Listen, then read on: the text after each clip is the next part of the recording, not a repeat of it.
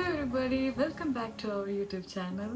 ഇന്ന് ഞാൻ വന്നിരിക്കുന്നത് ഈ ഡിലീഷ്യസ് പിക്കിൾഡ് റെഡ് ഓണിയൻസ് എങ്ങനെ ഉണ്ടാക്കാമെന്ന് കാണിച്ചുകൊണ്ടാണ്. ഇത് നമുക്ക് സാലഡിനും ടാക്കോസിനൊക്കെ യൂസ് ചെയ്യാൻ പറ്റിയ ഒരു പിക്കിളാണ് കേട്ടോ.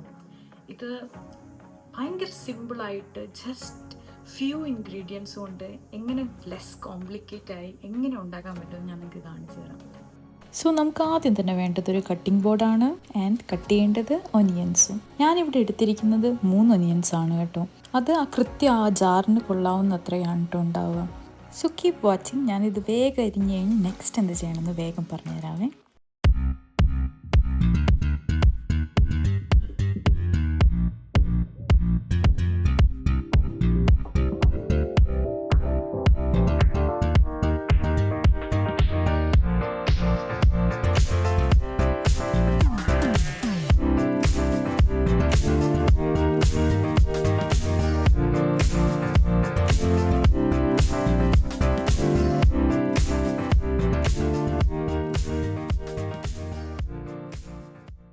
സോ നമുക്ക് ഈ പിക്കിൾ ഇടാൻ വേണ്ടി വേണ്ടത് ഇങ്ങനത്തെ ഒരു ജാറാണ് കേട്ടോ. അത് ഗ്ലാസിൻ്റെ തന്നെ ജാറ എടുക്കാൻ ശ്രദ്ധിക്കുക.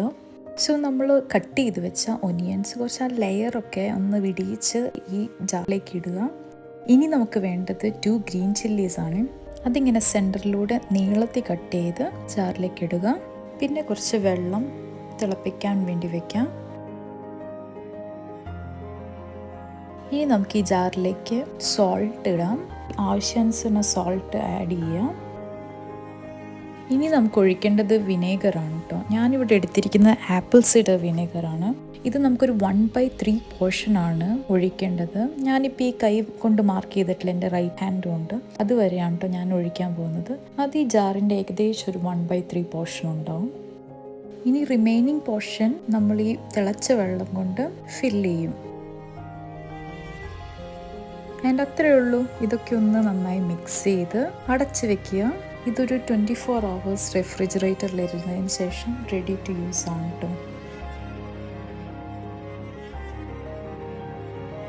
എന്ത് രസകരമായ കളറാണല്ലേ. എനിക്കിത് ഭയങ്കര ഇഷ്ടമാണ് കേട്ടോ. Do you like this? Do you like this?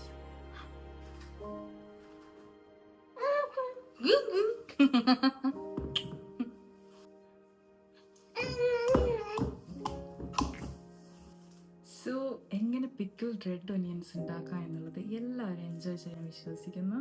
ഇതിന് പല ബെനിഫിറ്റ്സ് ഒക്കെ ഉണ്ട് കേട്ടോ. It has low calories with full of flavour. നമ്മുടെ ഭയങ്കര ബോറിംഗ് ആയിട്ടുള്ള സാലഡിന് ഒരു ഭയങ്കര ഫ്ലേവർ തരും ഈ പിക്കിൾഡ് റെഡ് ഒനിയൻസ് കേട്ടോ. ഇതിന് ഈ ബെനിഫിറ്റ്സ് എല്ലാം ഉണ്ട്. And please try it at home. Stay tuned for more recipes like this. Bye bye.